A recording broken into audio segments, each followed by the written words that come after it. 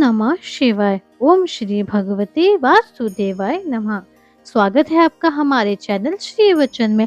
आज हम कार्तिक महात्म्य में अध्याय 32वां बताने जा रहे हैं।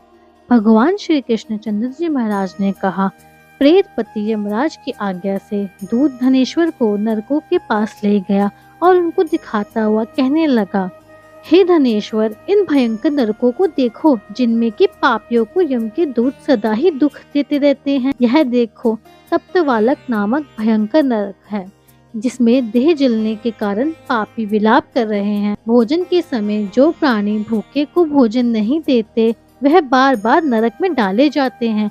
वह मनुष्य जो गुरु, अग्नि, ब्राह्मण, गौ, वेद और राजा इनको लात मारते हैं, उनके पैर भयंकर नरक में जलाए जाते हैं। यह 6 प्रकार के नरक अतिशय पापों के करने से मिलता है। अब देखो यह दूसरा अंधकमिश्र नामक नरक है। हे ब्राह्मण, सुई की भांति मुख वाले तमोद नामक कीड़े इन पापियों को काट रहे हैं। इस नरक में दूसरों का दिल दुखाने वाले पापी गिराए जाते हैं। अब यह तीसरा क्रकच नामक भयंकर नरक देखो। इस नरक में पापी आरे से चीरे जाते हैं। यह नरक भी असीम त्रवन आदि भेदों से 6 प्रकार का है। इसमें स्त्री तथा पुत्रों में वियोग कराने वाले प्राणियों को कड़ाई में पकाया जाता है। 2 प्रियजनों का विछोह कराने वाले प्राणी भी यहाँ असी पत्र रूपी तलवार की धार से काटे जाते हैं और कुछ भेड़ियों के डर से भाग जाते हैं। अब तुम यह चौथा नरक देखो, इसका नाम अर्गल है। इसमें पापी लोग जोर जोर से चिल्लाते हुए इधर उधर भाग रहे हैं। इधर नाना प्रकार की फांसियों से यमदूत पापियों को बांधते हैं। यह नरक भी वध आदि भेदों से 6 प्रकार का है। यह देखो ऊटशालमली नामक 5वां नरक, जिसमें कि समेट कर लाए अंगारों की भांति कष्ट देने वाले बड़े बड़े कांटे लग रहे हैं। यह भी यातना आदि के भेदों से 6 प्रकार का है।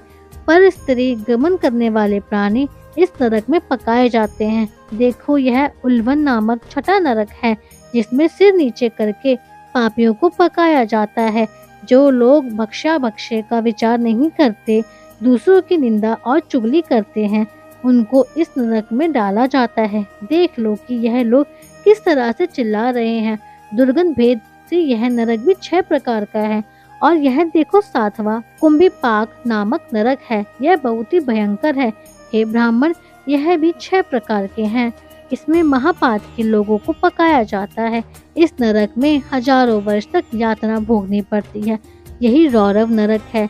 इच्छा रहित जो पाप किए जाते हैं वह सूखे, और इच्छा पूर्वक जो पाप किए जाते हैं वह पाप आदर कहलाते हैं।